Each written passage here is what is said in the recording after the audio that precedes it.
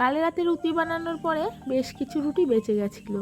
আজ অফিস থেকে ফিরেই ভাবলাম এই রুটিগুলোকে আজকে ভাজবো, আর এটাই হবে আমার সকালের আজকে ব্রেকফাস্ট। আর তোমরা কারা কারা এরকম রুটি খেতে পছন্দ করো আমাকে কিন্তু একবার অবশ্যই জানিও।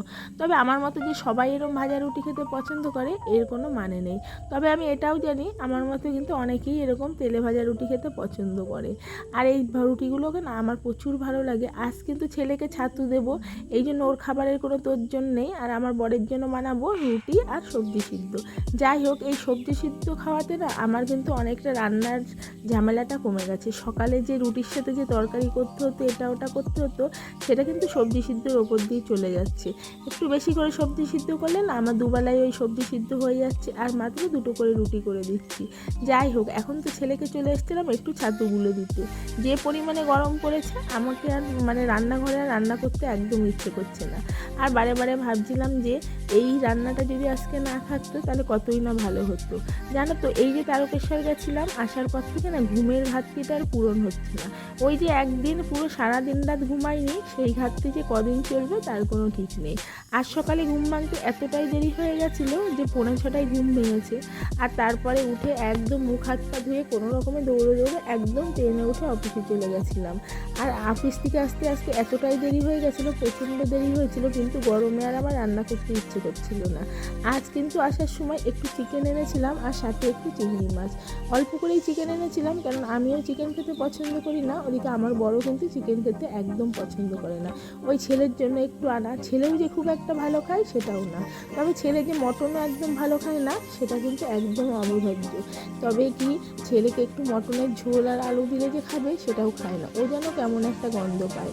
আর জানো তো, নিচের রান্নাঘরের বেসিনের যে পাইপটা সেটা না একটু ফুটো হয়ে গেছে, তার থেকে জল পড়ছে বলে আমি সব সবজিগুলোকে ওপরে নিয়ে চলে এসেছিলাম আর সমস্ত কিছু ধুয়ে নিলাম। ওই যে মাংসের জন্য আলু কেটেছিলাম, আমি আলু একটু বেশি করেই কেটেছি। মাংস না পেলেও ওই আলু ঝোলটা দিলে না আমার খুব ভালো লাগে খেতে। তারপর সমস্ত সবজি ধুয়ে এখন ওপরে চলে এসেছি। আজ কিন্তু একদম জামা কাপড় কাচিনি, তবে একদমই ভালো লাগছিল না জামা কাপড় কাচতে গেলে না, আমারটাই খালি একটু কাচাকুচি করেছি আর কিছু কাচিনি। তবে আজকে না মাছগুলোকেও ছাদে নিয়ে চলে গেছিলাম, যেহেতু আমার বেসিনটা খারাপ হয়ে গেছে, তাই মাছগুলোকে একদম ওপরে নিয়ে গিয়ে ধুয়ে আর মাংসটাকেও একদম ওপর থেকে ধুয়ে নিয়ে চলে এসেছি। এখন দেখো রান্নাঘরে কিন্তু সমস্ত কিছু গোছানো হয়ে গেছে। সমস্ত কিছু গোছানোর আগে না আমি ভাতটা বসিয়ে নিয়েছিলাম। এদিকে দেখো ভাতটা হয়ে গেছে, আমি ফ্যানটা ঝরিয়ে দিচ্ছি। এখন আর ওই বড় হাঁড়িতে ভাত রান্না করা হয় না, কেননা একটা আগে ছোটো গামলাতে ভাত করি, আমি আর আমার ছেলে খাই। আর আমার বর তো ওই দেরানুন রাইসে ভাতটা খাই বলে ওর ভাতটাও আমি ওপরে করি, সেটা অল্প একটু চাল দিয়ে। যাই হোক, তোমাদের সাথে কথা বলতে বলতে কিন্তু ভাতগুলো হয়ে গেল। আর আজ আর ছেলেকে এক্সারসাইজ করাবো না, খুব ক্লান্ত জানো তো। একদিন সারা রাত ঘুমাইনি বলে যে কতদিন এই ক্লান্তিবোধ থাকবে আর পায়ে ব্যথা থাকবে সেটাই কিন্তু বুঝতে পারছি না। যাই হোক, ঠাকুরের নামে এই পায়ে ব্যথা কিন্তু বেশি দিনও থাকবে না, ঠাকুর নিশ্চয়ই ভালো রাখবে। এখন কিন্তু আমি মাছ মাংস ধুয়ে সব কিছু রেডি করেও ফেলেছি। আর একদম শিশিতে তেল ছিল না বলে আমি না তেলের প্যাকেট কেটে একটা তেলও ঢেলে নিলাম। দুদিন ধরে না উচ্ছের সাথে কোনো সম্পর্কই নেই। আমার বরের তো সুগার, প্রতিদিন উচ্ছে দিলে ভালো হয়। আজ কিন্তু মনে করে আগে উচ্ছেটাকে আগে কেটেছি। আর ওই উচ্ছে ভাজা করব, চিংড়ি মাছ দিয়ে সমস্ত সবজি দিয়ে একটা মাখা মাখা পাতলা ঝোল করব, আর ওই যে চিকেন কষাটা করব। যাই হোক, এখন কিন্তু মোটামুটি রান্নার সব গুছিয়ে নিয়েছি। এখন রান্না করতে কিন্তু আমার খুব একটা টাইম লাগবে না। তবে তেল যদি না ঢালতাম আজকে কিন্তু রান্নাই হতো না। আমরা তো মাসের বাজার একসাথে করি বলে 6-7 কেজি তেল একসাথে রাখি। যখনই তেল শেষ হয় একদম সঙ্গে সঙ্গে ঢেলে নিই, ওই হিসাব নিকাশ ছাড়াই। ধরো যতটা যখন যেমন পরিমাণে লাগে সেই দিয়েই কিন্তু রান্না করি। আর এদিকে চিংড়ি মাছের তরকারিটা কিন্তু বসিয়েও দিয়েছি, একটু জল ঢেলে দিলাম। আর ফুটে উঠলেই তো নামিয়ে দেবো। আমার কিন্তু চিংড়ি মাছটা মোটামুটি হয়ে যাবে তাহলেই। এদিকে কাজের ফাঁকে ফাঁকে চিকেনটাকে ভালো করে ধুয়ে নিয়ে না আমি পুরো একদম সব মশলা টশলা মাখিয়ে কিন্তু সুন্দর করে রেখে দিয়েছিলাম, তাতে করে না ভেতরে লবণটাও ঢোকে আর খুব ভালো হয়। এখন সমস্ত কিছু করার পরে চলে এসেছিলাম আমি একটু খেতে। ওইদিকে শাশুড়ি মা মুড়ি খাচ্ছে, আমার ছেলের তো ছাতু খাওয়া হয়ে গেছে, আর আমি খাচ্ছি ওই যে ভাজা রুটি, তাও আবার লাড্ডু দিয়ে। আমি তো মিষ্টি খেতে একদমই পছন্দ করি না, তবু মনে হলো আজ যেন একটু মিষ্টি খাই, সেটা হচ্ছে লাড্ডু। ওই লাড্ডু দিয়েই 3টে পরোটা কিন্তু খেয়ে নিয়েছিলাম। আর ওই 3টে পরোটা খাওয়াই কিন্তু আমার কাল হয়েছিল। দুপুরবেলা কিন্তু একদম ভাত খেতে ইচ্ছে করেনি। কী করে ইচ্ছে করবে বলো? সকালে যদি খালি পেটে এই যে তেলে ভাজাগুলো খাওয়া হয় তার পেটের অবস্থাটা কী হতে পারে। আমাকে না আমার বান্ধবীরা অনেক সময় বলে যে তুই এরকম খাস না, তাহলে কিন্তু খারাপ হবে। যাই হোক, আমার তো খেতে ভালো লাগে বলে না আমি না বুঝে শুনেই সমস্ত কিছু খেয়ে নিই। আর এখন কিন্তু দেখো মাংসের আলুগুলো ডুমো ডুমো করে কেটে রেখেছিলাম। মাংসটা কম হলেও আলু কিন্তু কম দিইনি, আলুটা কিন্তু সম পরিমাণে দিয়েছি যাতে আমরাও ভাগে পাই। এখন আলুগুলোকে ভেজে নিয়ে ওই তেলের ভেতরে একটুখানি গোটা গরম মশলা, একটুখানি তেজপাতা, শুকনো লঙ্কা আর জিরে ফোড়ন দিয়েছিলাম। তারপরে কুচনো পেঁয়াজ দিয়ে ভালো করে ভেজে নিয়েছি। আর যখনই পেঁয়াজটা লাল হয়ে গেছে তার আগে একটু লবণ দিয়ে দিয়েছিলাম। আর লবণটা দেওয়ার পরে পেঁয়াজটা বেশ সুন্দর ভাজা হয়ে যায়। আর ওই ভাজার পরে কিন্তু মাংস ঢেলে দেবো। তবে জানো তো আজ কিন্তু পেঁয়াজগুলো আমি খুব ঝিরিঝিরি করে কেটেছিলাম। সময় মতো ওই ঝিরিঝিরি করে কাটা হয় না, কারণ এত ব্যস্ততার মধ্যে সেই ঝিরিঝিরি করে কাটতে কিন্তু একদমই সময় পাই না।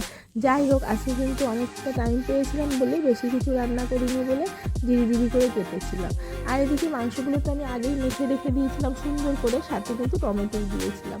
তারপর মাংসগুলো দিয়ে ভালো করে একটু নাড়াচাড়া করে অনেকক্ষণ ধরে কষালাম। আর ওদিকে গরম জলও করে রেখেছি, কষানোর পর তো গরম জলটা ঢেলে দেবো।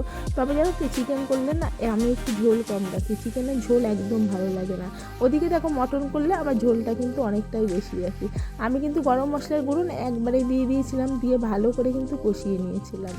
তবে কেন জানি না আজ কিন্তু রান্নাটা না অনেকটা তাড়াতাড়ি হয়ে গেছিলো। আমি ভাবতেই পারিনি যে এত তাড়াতাড়ি রান্না হয়ে যাবে। রান্না করতে করতে এত পরিমাণে হাঁপিয়ে গেছিলাম, আমার ঘাম ঝরছিল। এখন তো আমার বর ছেলে যেখানে বসেছিল ওরা দুজনে ফোন দেখছিল, আমিও এসে বড় স্ট্যান্ড পাখার তলায় বসে পড়লাম যে একটু হাওয়া খাওয়ার জন্য। মনে হচ্ছিল এখনই নিঃশ্বাসটা বেরিয়ে যাবে। যাই হোক, এখন তো আবার একটু জলও খেয়ে নিলাম। এত প্রচুর পরিমাণে গরম লাগলে মানুষ কী করে বাঁচে বলো। তবে আজকের গরমটা কিন্তু রেকর্ড ছাড়া গরম, কেমন যেন ভাদ্র মাসের গরমের মতো। যাই হোক, এখন তো আর বসে থাকলে হবে না, ওপরের কাজও রয়েছে, কেননা সকাল থেকে ওপরের ঘরে কিন্তু কিছুই কাজ করতে পারিনি। এদিকে দেখো মাংসটা কিন্তু আমার মোটামুটি বেশ প্রায় কষানোই হয়ে গেছে। তারপরে কিন্তু গরম জলটা ঢেলে দিলাম, এরপরে ঢাকনা দিয়ে দেবো। তরকারিটা হতে হতে কিন্তু আমার অনেকটা কাজ আবার সারা হয়ে যাবে। যেমন ছেলের এক্সারসাইজ করাতে করাতে আমি রান্না বান্না সারি, এরকম যে কোনো তরকারি একটু ফুটতে ফুটতে কিন্তু আমার অন্য তরকারি কাজগুলো হয়ে যায়। তোমাদের সাথে দেখালাম মাংসটা কিন্তু মোটামুটি আমার হয়ে গেছে, একদম কষা কষা মাংস করেছিলাম। তারপর নামিয়ে রাখলাম। এরপরে না ড্রেসটা চেঞ্জ করে নিয়েছিলাম, যে এত পরিমাণে গরম লাগছে ওই ড্রেস পরলে আর ভালো লাগছিল না। তাই জন্য ড্রেসটা একটু চেঞ্জ করে ওপরে না কিছুটা ট্রের মধ্যে যে ছোলা টোলা ভিজানো থাকে সেই ছোলার যে বাসনগুলো হয় সেগুলোকে একটু ধুয়ে ভালো করে পরিষ্কার করে নিলাম। আর ওদিকে কিন্তু আমার ইন্ডাকশানে আমার বরের ভাতটাও বসিয়ে দিয়েছি। এখন না ভাবছিলাম যে দুটো ঘরে একটু পরিষ্কার করতে হবে, কেননা কাল রাতে তো আমরা নিচেই শুয়েছিলাম, ওপরে ঘর দুটোই শোয়া হয়নি। কিন্তু বেড কভারটা যেন সন্ধ্যাবেলা যখন বসেছিলাম অনেকটা অগোছালো হয়ে গেছিলো। বেড কভারটাকে আবার একটু টেনে হিসড়ে ভালো করে সমান করে দিলাম। ঘরবাড়ি যদি গুছানো না থাকে নিজের মনও কিন্তু ভালো লাগে না। যাই হোক, ওপরের ঘরটা কিন্তু সবসময় আসি না। আর আমি কিন্তু দুপুরে ঘুমাই ওপরের ঘরে, সন্ধ্যা থেকে কিন্তু ওপরের ঘরেই কাটাই। কিন্তু আমার ছেলে নিচে বসে টিভি দেখে বা ফোন দেখে, আমি ফোনটা নিয়ে কিন্তু ওপরে যত এডিটিং বলো যা বলো সব কিন্তু আমি ওপরেই ঘরেই করি। ওপরে ঘরে ওঠার জন্য আমরা যে লিফটটা বানাতে দিয়েছি আর কি, সেটা কিন্তু এখনও লাগাতে আসেনি। আর লিফটটা লাগানো হলেই কিন্তু ছেলেকে বেশিরভাগ টাইম ওপরেই রাখবো। যাই হোক, ওপরে রান্নাবান্না শুরু করব, সেটা আমি এখনও করতে পারছি না। অল্প বিস্তর ওই ভাত বলো সেগুলোই কিন্তু করছি। এখন না কিছুটা জামা কাপড় ছিল, ভাবলাম এই ঘরটা তো মোটামুটি গুছানো হয়ে গেছে, এখন জামা কাপড়গুলো ভাঁজ করে রাখি। এই জামা কাপড়গুলো আগের দিনের ধরো ওই যে তারকেশ্বর গেছিলাম তখন কিন্তু এসে আর না জামা কাপড় ভাঁজ করা হয়নি, আর করতেও ইচ্ছে করছিল না, খুব আলসি লাগছিলো। তো দুপুরবেলা ঘুমিয়ে পড়েছিলাম। আজ মনে হচ্ছে না দুপুরবেলা আর ঘুমাতে পারবো। যাই হোক, আজ কিন্তু অ্যালার্ম দিয়ে রাখতে হবে ঘড়িতে, কেননা যদিও বা আমি ঘুমিয়ে পড়ি খুব, তাহলে কিন্তু আমার অ্যালার্ম ছাড়া না সকালবেলা খুব অসুবিধা হচ্ছে। একদিন একটু ঘুম ভাঙতে দেরি হয়ে গেছিলো বলে না সমস্ত কাজ পড়েছিল, আমার কিন্তু এসে সমস্ত কাজগুলো করতে হয়েছে। আর তাই ভাবছিলাম যে আজকে কিন্তু ঘড়িতে আগে অ্যালার্ম দিয়ে রাখতে হবে। একটা ঘরের তো কাজ শেষ করলাম, পরে অন্য ঘরে চলে গেলাম। তবে জানো তো আজকে না সকালবেলা আমার বর এসে এপাশের এই ঘরের একটা অপোজিটে যে দরজাটা ছিল ওটা খুলে দিয়ে গেছিলো। তবে ওই দরজাটা খুলে দিলে ঘরটা বেশ আলো বাতাস ঢোকে। তবে এখনও থাকা হয় না বলে না ঘরটা সবসময় দরজাটা খোলা হয় না। আজ ঘরটার দরজাটা খুলে দিয়েছিলাম, ঘরে না রোদের আলোটা বেশ ঢুকেছিল। আজ আবার মেঘলা ছিল না, একটু রোদ কিন্তু উঠেছিল। যাই হোক, এখন কিন্তু এই ঘরটাকে ঝাড় দিয়ে নেব। আর ভাবলাম যে ওই পাশের ব্যালকনিটাও সবসময় ঝাড় দেওয়া হয় না, ঘর যখন ঝাড় দিচ্ছি আজকে এ পাশ থেকে বের করি, ওই ব্যালকনিটাও না একবারে ঝাড় দিয়ে দেবো। আর ওই পাশের জানলার কাজটা কী করে যেন বল খেলতে খেলতে ছেলে পেলে ফাটিয়ে ফেলেছিল। যাই হোক, ওই কাজটার একদম কিন্তু আমরা কাজ খুঁজে পাইনি, যেটা হচ্ছে ওরই মিল দেখে যে মানে ওরকমই একরকম যে কাজ পাবো সেটা কিন্তু খুঁজে পাইনি। তাই জন্য আপাতত এখন লাগাইনি কাজ, ওটাই রয়েছে, ওখানে পর্দাটা দিয়ে রেখেছি। এখন তো এই ঘরের বিছনা টিছনাগুলো তেমন এলোমেলো ছিল না, যেটুকু ছিল আমি কিন্তু পুরো একদম টান টান করে ফেলেছি। তারপরে দেখো ঝাড় দিয়ে একদম ব্যালকনিতে চলে গেছি। ব্যালকনিটা অনেক দিনই ঝাড় দেওয়া হয় না, আজ কিন্তু পুরো সুন্দর করে ঝাড় দিয়ে ফেললাম। তবে বেরোনোর পরে না ওপাশ দিয়ে এত সুন্দর হাওয়া আসছিল, খুব ভালো লাগছিল। তবে এই আজকে কিন্তু একটা বাড়তি কাজ করে ফেললাম, সেটা এপাশে ব্যালকনিটা ঝাড় দিলাম। সেটা একটা ক্ষেত্রে ভালো হলো, আমার বর যেহেতু দরজাটা খুলে গেছিলো তাই কিন্তু ঝাড় দেওয়া হলো। আর আমি যদি থাকতাম হয়তো বা এই দরজাটা আজকে খুলতামই না। যাই হোক, এমনিই তো দেরি হয়ে গেছে, আর ওদিকে নিচে নামে কিন্তু আমার ছেলেকে স্নান টান করিয়ে দিতে হবে। তারপরে দেখলাম ভাতটা কিন্তু হয়ে গেছে ওপরে, এখন আর ফ্যানটা ছেঁকেনি। তবে এই ভাতটা হতে তো টাইম লাগে না, একটু ফুটে উঠলেই হয়ে যায়। আর বেশি ফুটালে কিন্তু এই ভাতের ভাত একদম ভালো লাগে না খেতে। তো যাই হোক, এখন কিন্তু হয়ে গেছে ভাতটা, আমি কিন্তু উপর দিয়ে নিচ্ছি। আর তারপরে ভাবলাম কি যে ছেলেকে স্নান করানো হলে একবারে খাইয়ে দেবো, কেননা গরম গরম মাংসটা খেলে খুবই ভালো লাগবে খেতে। আর এদিকে ছেলেও কিন্তু খুব একটা যে ভালো খাবে সেটাও আমি জানি না যে কি খাবে। ওই যে মাংসের আলু দিয়েছিলাম, ওই আলুটা কিন্তু ভালো খাবে, এটা কিন্তু আমি পুরো শিওর। আমার ছেলে আলু খায় না কিছুতে, কিন্তু মাংসের আলু খেতে খুব ভালোবাসে। কাল রাত্রিবেলা অনলাইন থেকে যে আমার ছেলে একটা নুডলস অর্ডার করেছিল, হেলদি নুডলস, সেটা কিন্তু এসে গেছিলো। আজ বিকেলের কিন্তু ওর কথা ছিল যে মা আমাকে নুডলস বানিয়ে দিতে হবে। যাই হোক, ওটা কিন্তু আটার নুডলসও ছিল না, অন্য কিছু টাইপের একটা নুডলস ছিল, ওই রাগি বাজরা কিছুতে একটা নুডলস বানিয়েছিল। যাই হোক, হেলদি নুডলস বলে ও কিন্তু অনলাইনে অর্ডার করেছিল। দামটা বেশ খানিকটা মানে বেশিই ছিল, খুব গায়ে লাগে দামটা। যাই হোক, ও কিন্তু হেলদি বলে ওটা অর্ডার করেছিল। আজকে কিন্তু আমার রাত্রিবেলা ওটা ওকে বানিয়ে দিতে হবে, রাতে না সন্ধ্যায়। তবে সন্ধ্যাবেলা ওই ম্যাগিটা খেলে কিন্তু ও আর মানে ম্যাগি বলছে নুডলসটা খেলে ও আর কিন্তু রাতে কিছু খাবে না, এটা আমি শিওর। যাই হোক, কয়েকদিন ধরে না ইমিটেশন কানের পরে পরে কানটা পুরো ব্যথা হয়ে গেছিলো। আস্তে ইমিটেশন কানেরটা পুরো খুলে রাখলাম, অন্য কানের পরলাম। ইমিটেশন পরলে আমার কি জানি অ্যালার্জি মনে হয় আছে, তাই জন্য কিন্তু একদম কান চুলকাতে থাকে, একদমই পরতে পারি না।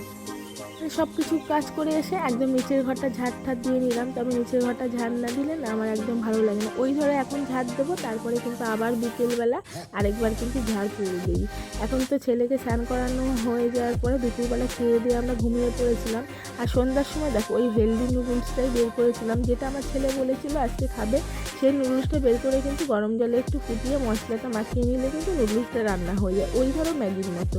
যাই হোক, এখন কিন্তু জলটা ফুটে উঠেছিল, জলের মধ্যে কিন্তু আমি দিয়ে দিয়েছিলাম ওই নুডলসগুলো। ভালো করে একটু সিদ্ধ হলে মশলাগুলো দিয়ে দেবো, এরপরে কিন্তু নামিয়ে নেবো। ওই ধরো ঝরঝরে করতে গেলে চাউমিনের মতনই হবে। এটা কোনো তেল ইউজ করিনি, তবে তেল দিয়ে করা যায় যদি সবজিগুলো থাকে। সবজি দিয়ে ভেজে থেকে তেল দিয়ে খেতে কিন্তু খুব ভালো লাগবে। যাই হোক, এরকম নুডলস তো কোনোদিন খাইনি, এই প্রথম করা। আমার ছেলের যদি ভালো লাগে ও কিন্তু আবার অর্ডার করবে। এরকম নুডলস তো কোনোদিন রান্না করিনি, এই প্রথম করলাম। যে ভালো লাগবে কিনা সেটাও কিন্তু বলতে পারি না, সেটা আমার ছেলেই বলতে পারবে। যাই হোক, নুডলসটা রান্না করে একটা থালায় ঢেলে তো ছেলেকে এখন দিয়ে দিয়েছিলাম, ওর তো খুশি মন। আজ ভিডিওটা এখানেই শেষ করলাম, তোমরা ভালো থেকো সবাই, টাটা।